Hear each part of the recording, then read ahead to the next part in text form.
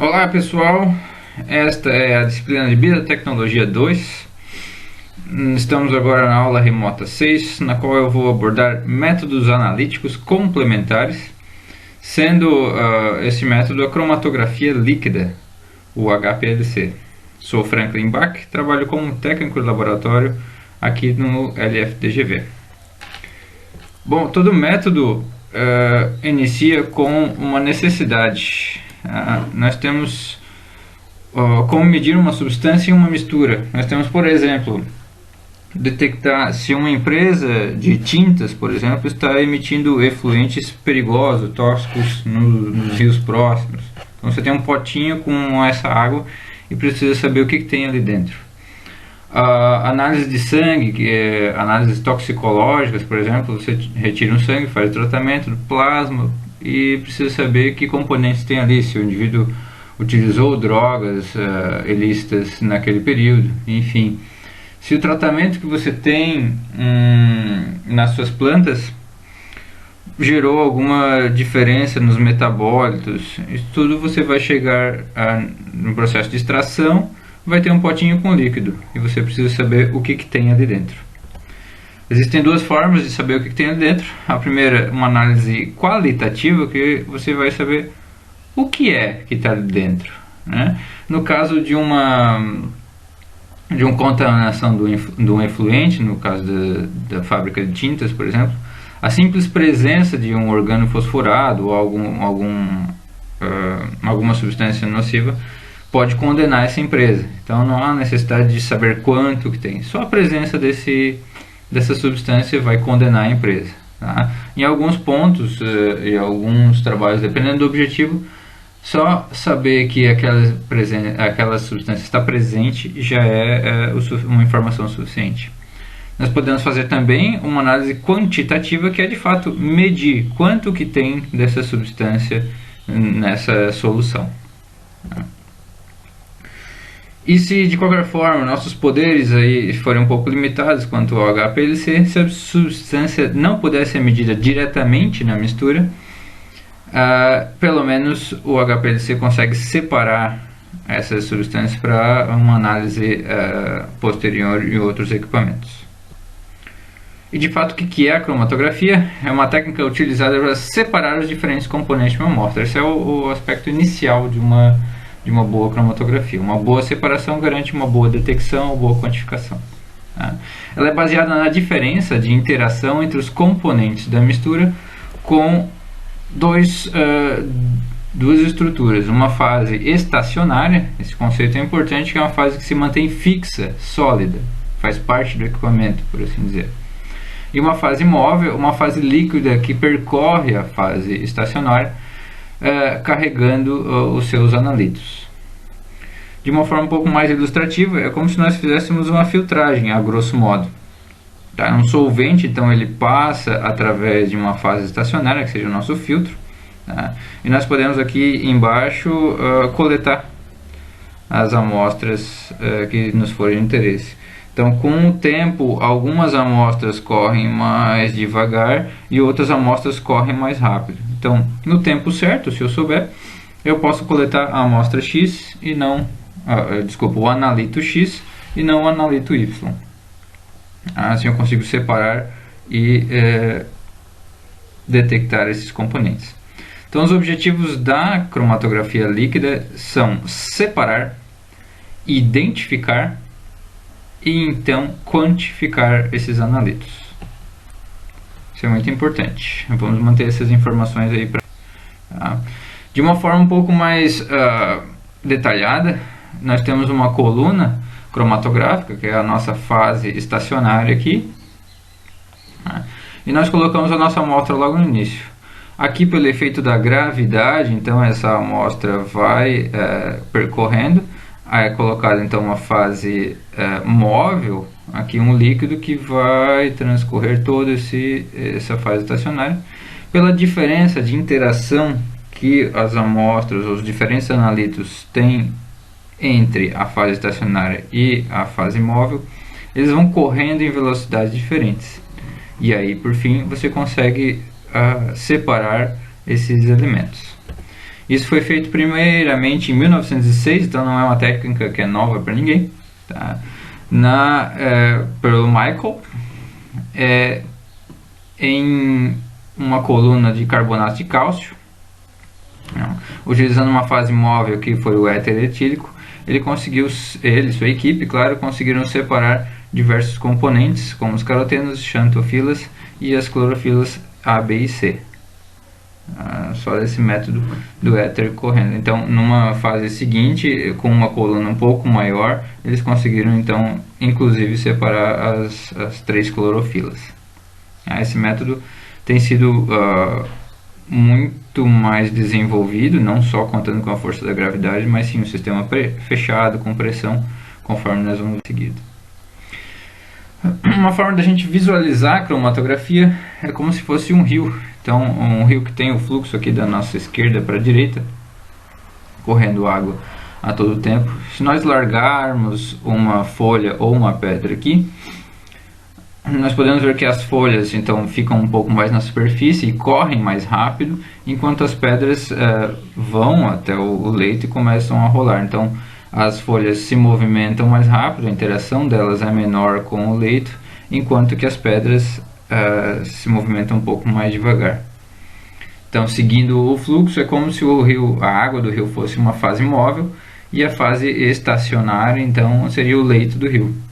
E nós temos níveis diferentes de interação com as nossos analitos, aqui no caso, a pedra e a folha, e a fase móvel e estacionária. Então, pela ação da gravidade, a rocha é muito mais atraída e tem dificuldade, vamos dizer assim, de acompanhar a folha. Então, a folha sempre vai chegar primeiro nesse caso.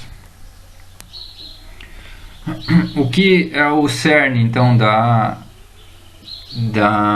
cromatografia é a relação entre o analito, ou seja, o que nós queremos analisar, que está dentro de uma solução, a fase estacionária, que é como se fosse o leito do rio, uma fase fixa, e a fase móvel, aquela que vai correr carregando a solução, carregando o analito na interação com a fase estacionária. Essas interações podem ser definidas e classificadas como hidroafinidade, ou seja, qual a afinidade dessa substância com água ou com partições mais como gordura, óleos, por exemplo. Tá? Essa afinidade com água e gordura, que nós chamamos de polaridade, tá? Dependendo da distribuição eletrônica nessas substâncias. Então, uma afinidade maior por água vai, entre aspas, se grudar mais à água, ser carregada pela água. Tá? Ainda interações com trocas iônicas, então substâncias que são um pouco mais carregadas eletronicamente, a questão de eletroafinidade também, e grupos químicos funcionais. Então, tudo numa questão de atração eletromagnética natural, né, não induzida. E os fatores que influenciam a cromatografia mais ligados ao analito, por exemplo, são... primeiro, ele precisa estar diluído em um líquido semelhante à fase móvel. Tá? Isso para que as condições de corrida não sejam alteradas. Ou seja, eu faço toda uma extração de um componente, um metabólito celular, por exemplo, e no final da extração, o último passo é colocar esse extrato num líquido que seja igual à fase móvel, para que na hora de correr no aparelho não haja alterações de densidade, de pressão de vapor, enfim, algumas questões químicas e físicas que podem atrapalhar a corrida desses analitos. Tá? E ainda existia a diferença de retenção entre os diversos analitos. Se eu vou correr uma amostra de detecção de carboidratos, por exemplo, o tamanho do carboidrato, os grupos funcionais que eles estão inseridos nessas substâncias devem ser fatores que vão carregar eles mais rápido ou mais lento. É necessário haver uma diferença química entre os compostos. E claro que o seu sistema vai detectar essas diferenças. As características da fase móvel, então, ela é classificada em fraca e forte. sendo que a fraca ela elui devagar um analito retido, ou seja, ela carrega pouco esse analito. Eu preciso de muito mais líquido e tempo, inclusive, para carregar esses analitos. E uma fase móvel forte, então ela carrega rápido, como se o fluxo do nosso rio fosse intensificado, ele conseguisse empurrar tanto folhas quanto pedras muito mais rápido. Tá?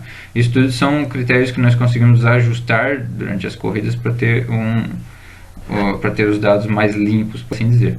Tá? E a fase estacionária, então os requisitos dela tem que ficar paradinha, íntegra, sem quebrar, e ela não pode ser dissolvida, ela não pode mudar suas características físico-químicas durante a corrida. A cromatografia líquida de alta eficiência, então evoluindo então daquela cromatografia dependente de gravidade, possui alguns componentes que nós vamos ver mais detalhadamente ao final da aula. É definida como cromatografia líquida de alta eficiência, por essa necessidade de pressão maior, colunas específicas. É compostas, primeiro, um recipiente para conter a fase móvel, a bomba que vai impulsionar, então essa é a parte principal do HPLC, né, que vai controlar o fluxo, que vai impulsionar, vai fazer uma força grande aqui para vencer a resistência da coluna. O injetor, que é aqui sim que entra a amostra. A coluna, que é a nossa fase estacionária, que vai reter os analitos e liberá-los um a um, se possível. E uma vez separados, então, esses analitos podem passar pelo detector. Nós vamos ver algumas opções de detectores. E o líquido que sobra, então, é levado ao descarte. O detector é sempre acoplado a um computador e gera o que nós chamamos de cromatograma, que é de fato o dado final. Tá? Para vocês terem uma ideia do funcionamento geral, a bomba está sempre bombeando a um fluxo constante, a fase móvel, tá? Até o momento que nós inserimos a amostra, que vai sendo aos poucos separada, o fluxo continua constante e detectada uma a uma. De uma forma um pouco mais didática também, como se nós tivéssemos aqui uma coluna cromatográfica, então é colocado um pigmento aqui logo no início, tá? Com o passar do tempo e a eluição constante da fase móvel, tá? Esse analito vai sendo separado pela diferença de interação, então o analito azul aqui, ele interage, ele se gruda mais na fase estacionária, enquanto o vermelho tem uma afinidade maior pela fase móvel. Enquanto isso, lá no detector, nós não temos sinal nenhum, o analito não foi detectado. Tá? Com o passar do tempo, então, o primeiro analito a sair é o vermelho, ele gera um sinal que gera em forma de pico, em forma de um triângulo, e depois, então, nós conseguimos separar na questão de tempo os dois analitos.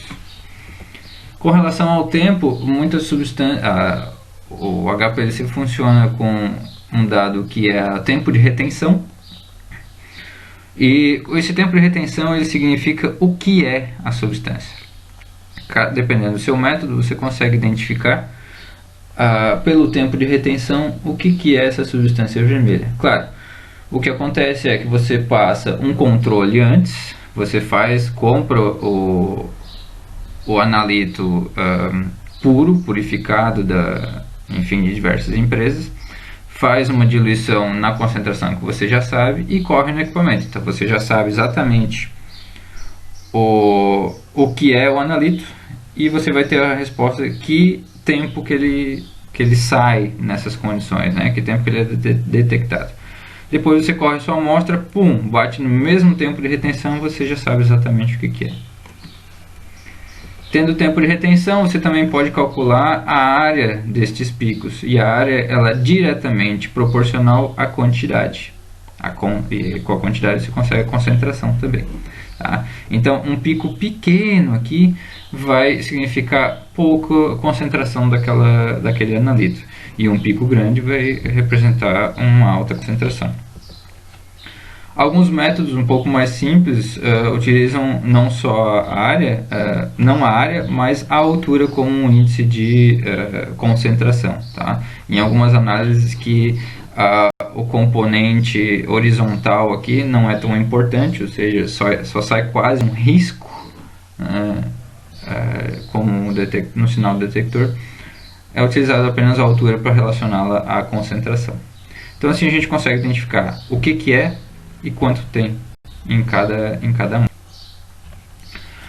E o que nós conseguimos analisar são muitas coisas. Esse equipamento, de acordo com as suas diferentes configurações, pode analisar macromoléculas, espécies iônicas, claro, do nosso interesse de pesquisa, e os produtos naturais termoláveis. Nós temos vitaminas, lipídios, aminoácidos, pesticidas, antioxidantes. Dependendo da coluna, das condições que a gente colocar, nós conseguimos detectar todos esses analitos. Aqui no laboratório, nós temos métodos já desenvolvidos e aplicados para aminoácidos, antioxidantes como o resveratrol, por exemplo, metabólitos do metabolismo de plantas, como as poliaminas, os açúcares, carboidratos também, resultantes do metabolismo de plantas, e ainda metilação de DNA. Tudo isso nós conseguimos quantificar e detectar aqui no laboratório. A seguir nós temos os tipos de cromatografia, a cromatografia de fase normal, a cromatografia de fase reversa, que é de fato 90% das aplicações, e quando a gente fala de cromatografia a gente está falando de fase reversa. Nós já vamos entender por que mas espera aí, o que é mais usado é o reverso, e o normal, que deveria ser o normal, não é o comum. Não é o comum. Além disso, isso gera muita confusão, espero esclarecer vocês pelo menos nesse ponto. Tá? Além disso, nós temos outros dois conjuntos de cromatografia que não são tão utilizados, mas existem também, então vale a pena a gente entender. A cromatografia de troca iônica e a cromatografia de exclusão por tamanho. Começando então pela cromatografia de fase normal, como definição, a fase estacionária, ou seja, aquela fase parada, aquela que faz parte do equipamento, que é a coluna, ela tem característica polar e é representada por uma coluna de sílica, sim, feito da sílica que nós utilizamos no laboratório mesmo para dessecar os ambientes. Tá? Essa sílica, se vocês já utilizaram ou ouviram o termo sílica modificada, a sílica acoplada a alguns grupos funcionais do tipo amino, do tipo diol e ainda do tipo ciano. Tá?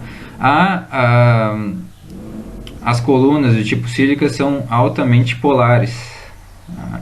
E a aquisição, a incorporação de cadeias um pouco mais longas faz com que ela não seja tão polar e consiga, enfim, cumprir suas funções a separar grupos amino, diol e ciano. Tá? Então existe como eu falei antes, com relação à fase móvel, a fase estacionária também tem uma relação de força, tá? Sendo a sílica sozinha mais forte, seguida então dos agrupamentos de sílica modificada. Até aí tudo bem, é simples de fazer, é uma compactação de areia, a grosso modo. Tá? Então você tem uma coluna que é estacionária e é polar. Sendo a coluna estacionária polar, a fase móvel é apolar. Então, na distribuição eletrônica não existem pontos ou regiões em que há uma concentração maior de elétrons nessa fase móvel. Tá? O que gera a utilização de solventes orgânicos, como o hexano, o heptano, o isoctano, benzeno, cloroformo, tetracloreto de carbono e tetrahidrofluorano. Se vocês têm alguma noção de química já, eu espero que sim, esses são todos compostos perigosões. Tá? Eles são cancerígenos, tóxicos e alguns deles inflamáveis, inclusive. Tá? E é importante ressaltar que essa fase móvel está correndo no aparelho, está evaporando, tem escape, e você ali na frente do equipamento está cheirando tudo isso. Tá? Como a fase móvel é apolar, isso dá um pouco de limitação quanto aos analitos. Então, eles têm que ser solúveis em solventes apolares, seja ácidos graxos, esteroides e substâncias que sejam também apolares. Tá? De outro ponto, então, substâncias muito polares acabam ficando presas na coluna e geram uma corrida muito grande, tá? Muito tempo cheirando essas substâncias todas aqui. Tá? Levando aí alguns estagiários a sofrerem bastante. Tá? Esse método é um método um pouco mais antigo, então ele apresentava baixa reprodutibilidade, altos riscos também, então não existia uma grande correspondência entre diversos laboratórios que utilizavam esse método. Tá? Por isso, substituindo então pela cromatografia de fase reversa, através de uma ideia muito boa, que foi, já que os componentes então da fase móvel eram muito tóxicos, uma ideia então de inverter então a fase estacionária seria apolar e a fase móvel polar, sendo então que com alta polaridade nós poderíamos utilizar água, metanol, acetonitrila, por exemplo, que, claro, água não, mas metanol e acetonitrila tem seus riscos, mas são muito menores do que os líquidos orgânicos, por exemplo. E ainda a possibilidade de utilização de sais, tá, diluídos em água para a formação de tampões, então fases móveis com uma maior estabilidade química, inclusive. Tá?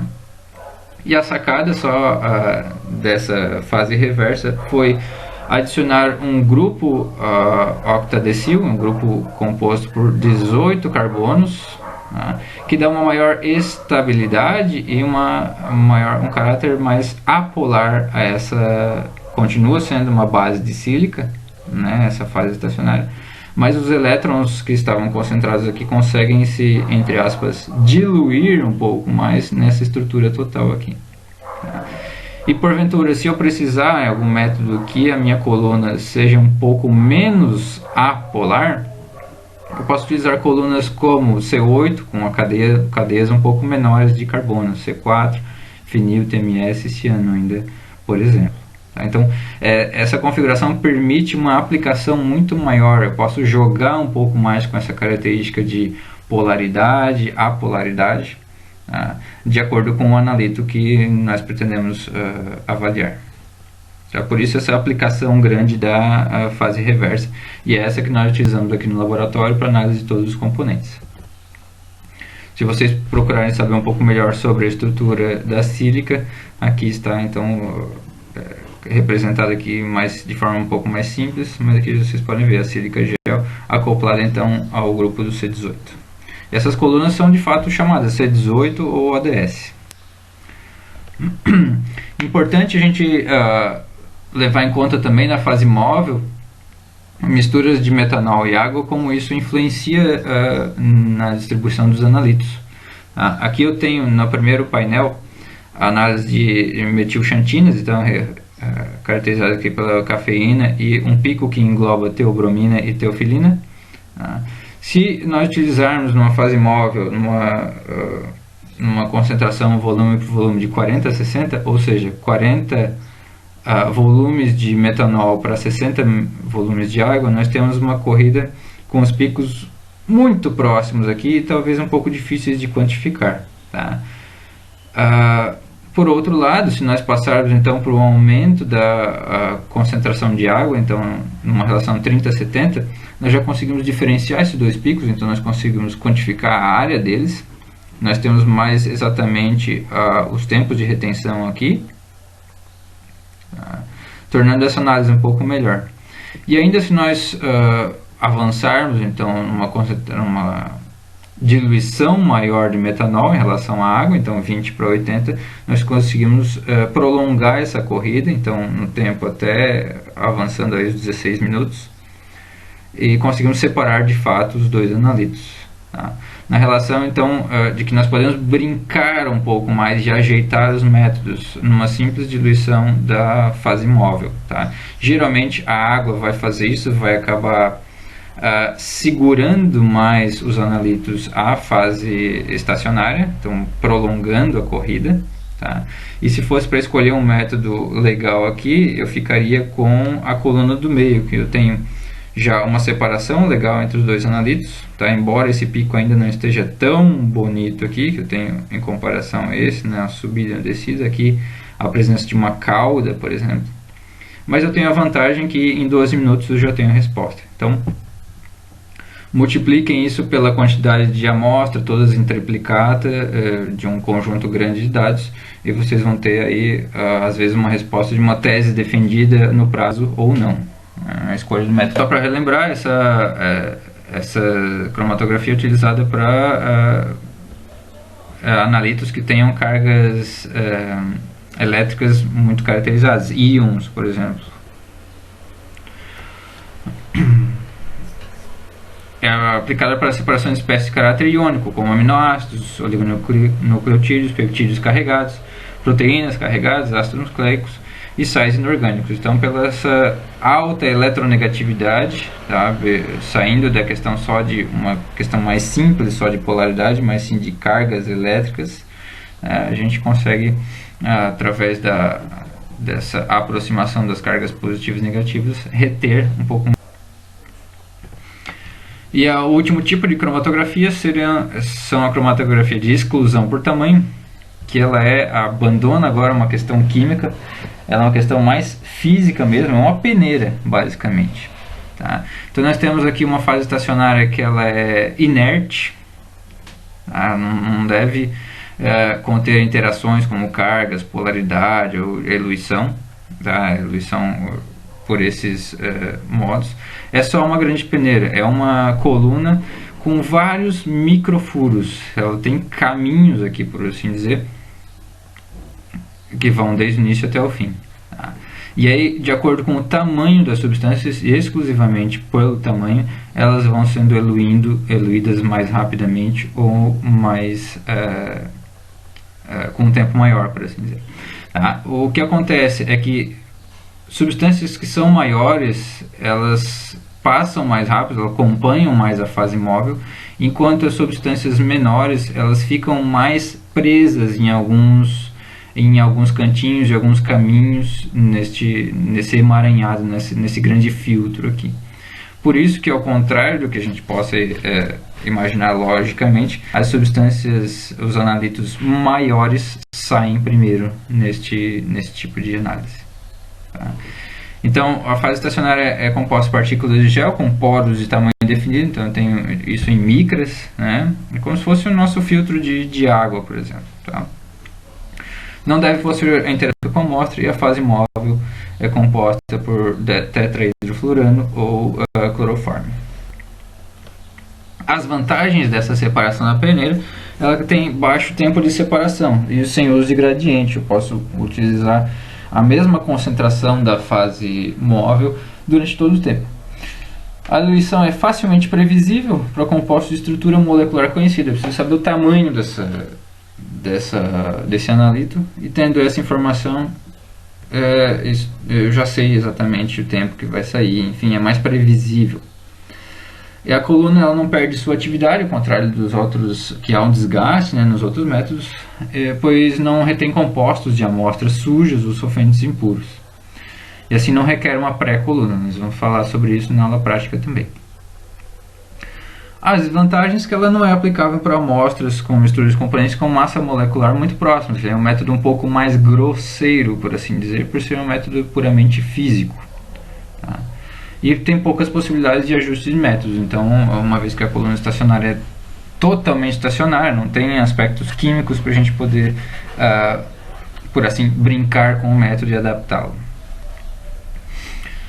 Só para relembrar, então, nós passamos pela cromatografia de fase normal, que é uma cromatografia um pouco mais antiga, que foi o início dela. A cromatografia de fase reversa, que ampliou as aplicações e é hoje utilizada na maioria dos laboratórios. A cromatografia de troca iônica, para casos específicos de análise de íons. E a cromatografia de exclusão por tamanho, que não deixa de ser uma grande peneira, por assim dizer. Quando a gente tem essa possibilidade de métodos, tudo vai depender de algumas características dos nossos objetivos de análise. Então, como escolher o método adequado? Depende então da solubilidade, eu preciso saber em que solventes que aquela amostra pode ser solúvel, solubilizado.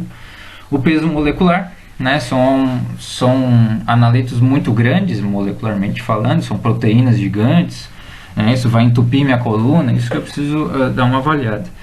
E ainda algumas questões químicas, como fórmula estrutural e propriedades. Essa substância ela ioniza quando está em meio aquoso, ela absorve radiação ultravioleta ou ela emite fluorescência quando estimulada. É possível derivatizar? A derivatização é um processo que a gente aumenta o sinal de algum analito. Nós colocamos como se fosse um chapeuzinho vermelho em cada um dos analitos, para que a hora que chegar no detector o sinal seja amplificado, tá? Tornando às vezes possível de detecção pelo detector. A fase reversa, né, uma cromatografia de fase reversa com a coluna ODS, que é aquela C18, geralmente é a primeira escolha. Tá? Depois são feitas adaptações na fase móvel. Elas são colunas relativamente baratas, né, do ponto de vista de comparação com as outras um pouco mais específicas. Mas se o seu analito precisar de algum tipo de análise mais específica, há sim colunas que são consideradas como exceções. Como quando há uma elevada massa molecular, então proteínas grandes, aí a questão do tamanho dela é mais relevante do que sua carga, por exemplo. Tá? Então o método seria a exclusão por tamanho. Quando se trata de isômeros ópticos, então eles têm a mesma massa molecular, por exemplo, alguns deles mesmo comportamento químico. Tá? A ideia é utilizar colunas quirais que conseguem diferenciar então isômeros. A questão de estereoisômeros, isômeros de posição também é utilizar então um método mais antigo, como a cromatografia de fase normal, com detecção de absorção. Quando se tratam de íons inorgânicos, como eu comentei antes, a cromatografia iônica. E se tratando de açúcares, aminoácidos, ácido graxo de cadeia curta, nós temos colunas especiais para analisar esses compostos. E esses são os casos que nós temos aqui. Tanto análise de açúcares quanto de aminoácidos, nós temos no laboratório colunas específicas para esse tipo de análise. São colunas C18 modificadas. Então, pensar nesses métodos antes de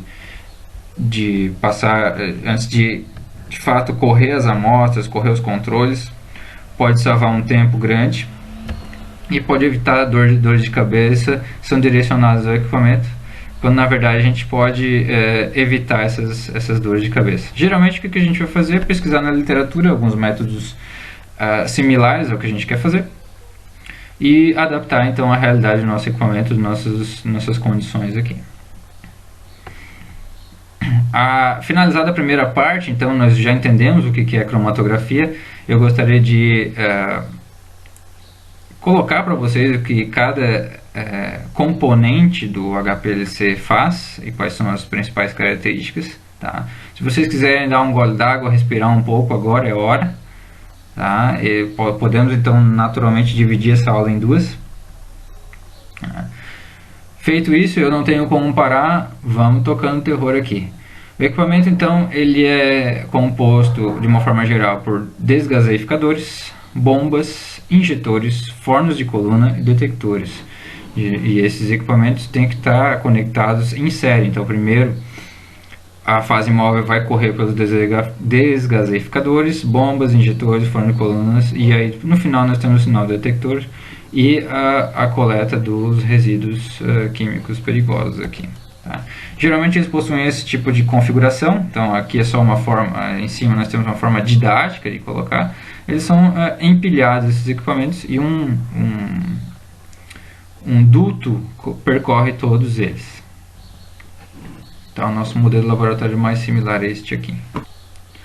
Primeiro, os desgaseificadores. É importante a retirada de bolhas de ar da fase móvel, embora vocês não vejam uma fase móvel borbulhante ou que tenha, do aspecto visível, olho nu, que tenha gases, mas eles estão diluídos em amostra, e quando submetidos a alta pressão, que é isso que acontece dentro do equipamento, que nós precisamos vencer a resistência da fase estacionária, quando há uma maior pressão nessa fase móvel, essas bolhas aparecem, e elas podem, de fato, alterar o fluxo, né, que é necessário que ele seja constante, tá, para a gente ter uma medida mais precisa, e também o que a gente chama de ruído no detector. Então, um detector de espalhamento de luz, por exemplo, que está inserindo numa fase móvel, se ele passa por uma bolha, há um pico, ou passa por um conjunto de bolhas, há uma variação nesse detector.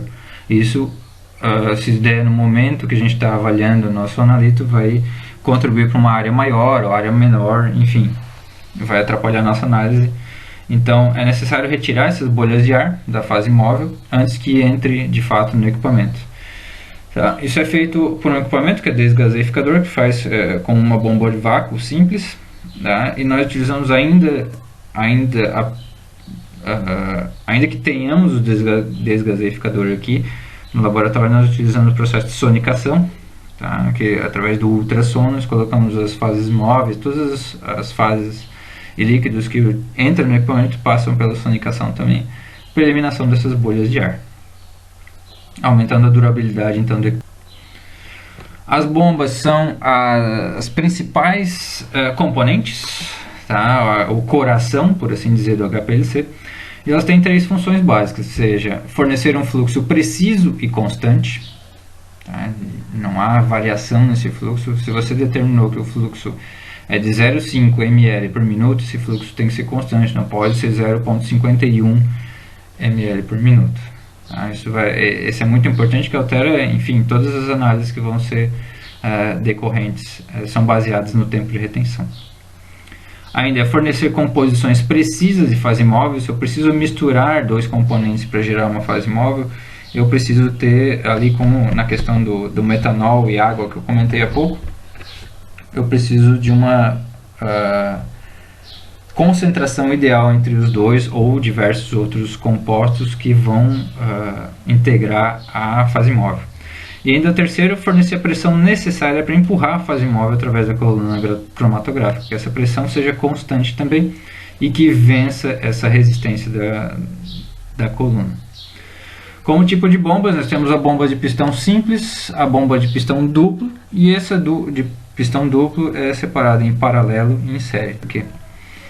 A bomba de pistão simples, então, aqui está localizado o pistão, aqui o líquido, a fase móvel está correndo por aqui, e o que ele faz? Ele pressiona e volta, pressiona e volta, pressiona e volta. Nós podemos perceber que com isso tem alguns momentos em que a redução da pressão, né? Isso gera se nós fizermos um gráfico de pressão na coluna, ela vai variar. Claro, varia durante um intervalo confiável, mas ainda assim você tem uma variação que pode interferir na análise dependendo do nível de análise que você fizer.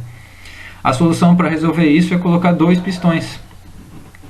Quando um está no alto da pressão, o outro está na baixa de pressão. Então eu tenho uma resultante de variação menor. Tá? E esse é o esquema que nós temos aqui. Nós temos aqui no laboratório um pistão principal e um pistão auxiliar. Eu já vou mostrar para vocês também num vídeo curtinho que eu gravei. Tá? Esses estão organizados em série, então o líquido passa por aqui. E uma outra configuração também que amortece, por assim dizer, essa variação de pressão é a composição de dois pistões em paralelo. Tá? Então, quando um está com a pressão máxima, o outro está com a pressão mínima. E assim eu tenho uma resultante mais constante. Tá? O fluxo, essas bombas garantem o fluxo constante, que pode ser isocrático ou gradiente. Tá? O isocrático é fácil de entender, que se vocês lembrarem lá da física, não quer dizer nada mais do que manter a pressão constante. Iso constante, crático relativo à pressão. Tá? E é o que nós temos aqui em verde. Então nós temos a corrida do equipamento, aqui como se fosse um cromatograma, tá? A relação do tempo e a distribuição da coluna, da fase móvel. tá? Então, a fase de carregamento, então nós temos a condições para a corrida, e se for mantido então a isocrática, eu mantenho os níveis da fase móvel constantes até o final da corrida. No final da corrida é feita uma lavagem então com um dos componentes, e é restabelecido o equilíbrio de acordo com o início lá para correr a próxima amostra. Esse é a configuração isocrática. Essa configuração isocrática apresenta alguns problemas dependendo do método. Às vezes, você está fazendo uma amostra e tem um pico lá no final da corrida. Você precisa esperar muito tempo até esse último pico sair. Ou os seus picos iniciais estão muito juntos, estão um sobre o outro. Você precisa espalhar um pouco mais eles. Você pode fazer isso como eu mostrei naquele modelo aquele exemplo do metanol e água, né, da distribuição dos dois. Nós podemos fazer uma curva de gradiente, ou seja, nós começamos aqui com 20% de um componente, chegando até a 50% desse componente. Tá? Assim, as interações entre o analito e a fase móvel vão mudando com relação ao tempo. Assim, eu consigo fazer uma curva, uma corrida um pouco mais eficiente e em menos tempo. Então, na HPLC a gente está sempre tentando ter o máximo de dados pelo mínimo de tempo. Isso conclui as bombas, a gente passa para injetores, que é de fato onde a amostra vai entrar. Tá? Se vocês imaginarem, tem um fluxo constante, nós precisamos injetar uma amostra. No momento que eu faço essa injeção, eu altero o fluxo, altero a concentração, eu faço uma grande variação, que é o que a gente não quer ali no meio. Uma forma de solucionar isso é com uma alça de alimentação, ou seja, na primeira figura aqui nós temos a fase móvel correndo com a bomba do 4 para o 5 direto para a coluna, sem problemas. Aqui não tem analito nenhum, é só o equipamento funcionando. Enquanto isso, a amostra entra por uma alça aqui. O injetor vai lá, pega no seu vial, no seu frasquinho, e coloca aqui, seja 5 microlitros, seja 10 microlitros de amostra. Tá? Isso vai preencher este componente de reserva aqui com a sua amostra. Então, rapidamente o injetor gira essa peça e consegue incluir o fluxo que estava indo direto para a coluna, ele passa por dentro dessa alça, empurrando o seu analito lá para dentro. Assim nós não temos alteração de volume, alteração de pressão, e a amostra começa a correr. A partir desse momento é o início da injeção e o nosso tempo de retenção começa a contar, o tempo zero. É um mecanismo inteligente do injetor de colocar a amostra para dentro do equipamento sem alterar algumas questões importantes. Os fornos de colunas, então, são onde ficam as colunas. Eles são responsáveis por manter uma temperatura constante das colunas.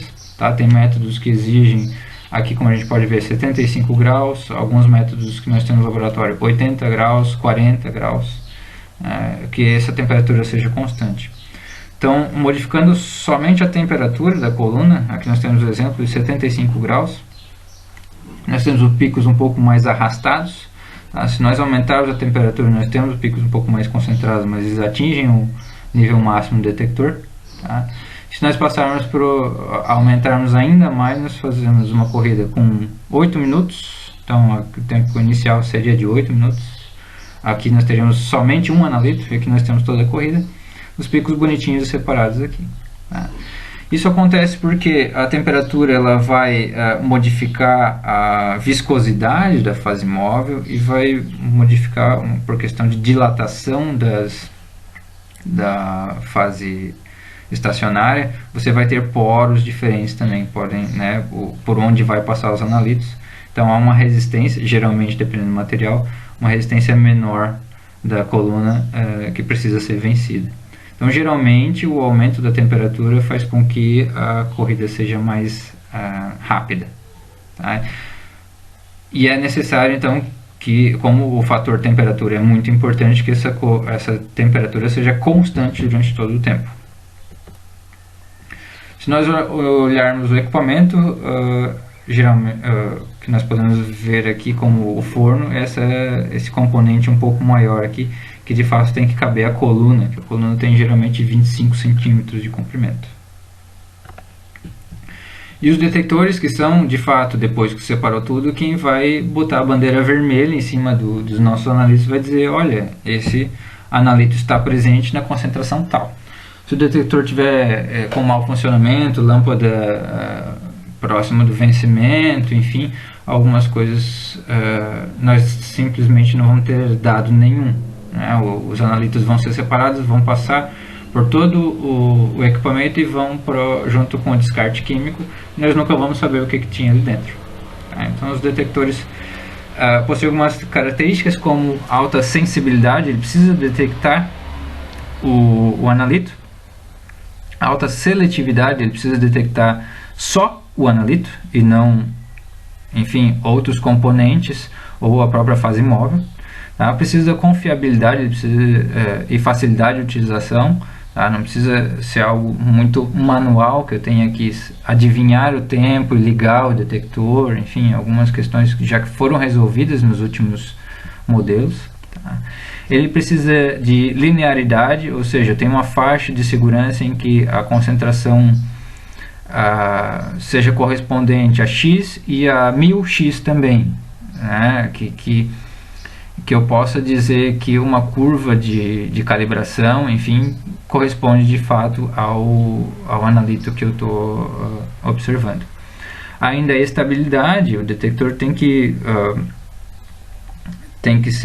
fornecer dados estáveis no inverno, no verão, se estiver chovendo, se tiver um temporal, se tiver um dia de sol, tá, lá fora. Além disso, o ambiente onde está vai ser um ambiente controlado, né, temperatura controlada. Mas ocorrem variações, essas variações não podem afetar os funcionamentos dos detectores. Tá? Além do mais, que sejam detectores preferencialmente não destrutivos, ou seja, que incinerem a amostra para ver que faixa de chama, enfim, da luz da chama, que isso vai ser quantificado, enfim, depois eu tenho nada, eu tenho vapores, né, que eu possa, uma vez que eu separei os componentes que eu posso analisar em outros equipamentos, eu posso analisar numa sequência de detectores. Se o primeiro é uma análise destrutiva, pronto, eu acabei a análise por ali. Tá? E de fato eu preciso de uma resposta rápida, eu preciso de uma resposta na ordem de segundos, né, para que não haja um delay, uma sobreposição, ou seja, o analito já passou pelo detector, ele nem viu, por assim dizer. Tá? Então eu preciso, em fluxos maiores, ter uma velocidade e uma resposta rápida desses detectores.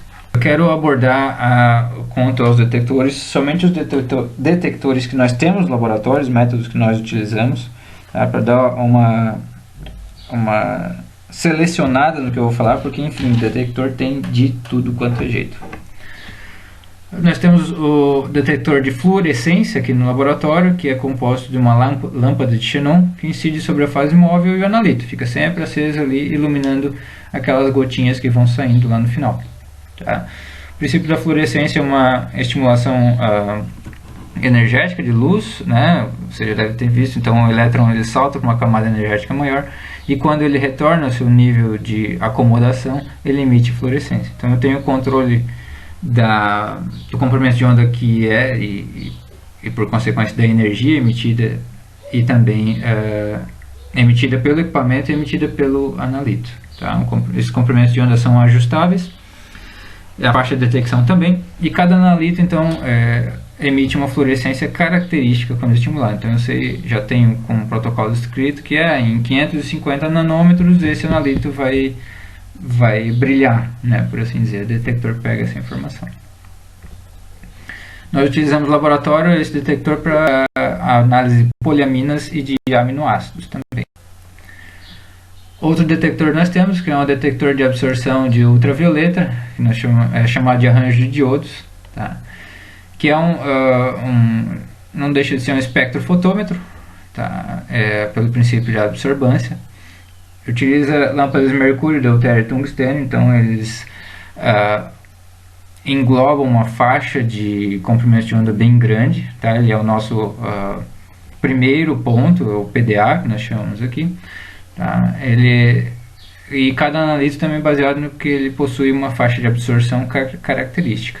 Então é como se a gente passasse um feixe grande de luz composto por diversos comprimentos de onda, e assim que é uma varredura, por assim dizer, assim que o analito passa, a gente tem essas informações. Esse arranjo de iodos é utilizado para análise de metilação do DNA também. E ainda o detector de espalhamento de luz evaporativo, o ELSD, tá, pela sigla em inglês, utiliza o princípio da difração.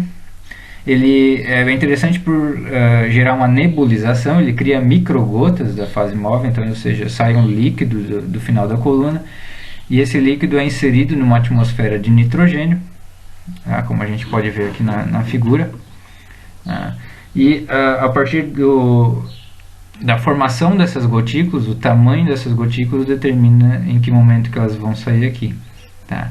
E aí as gotículas menores então conseguem ser carregadas mais facilmente e passam então pelo laser, né, uma luz concentrada que vai gerar o dado que a gente vai adquirir.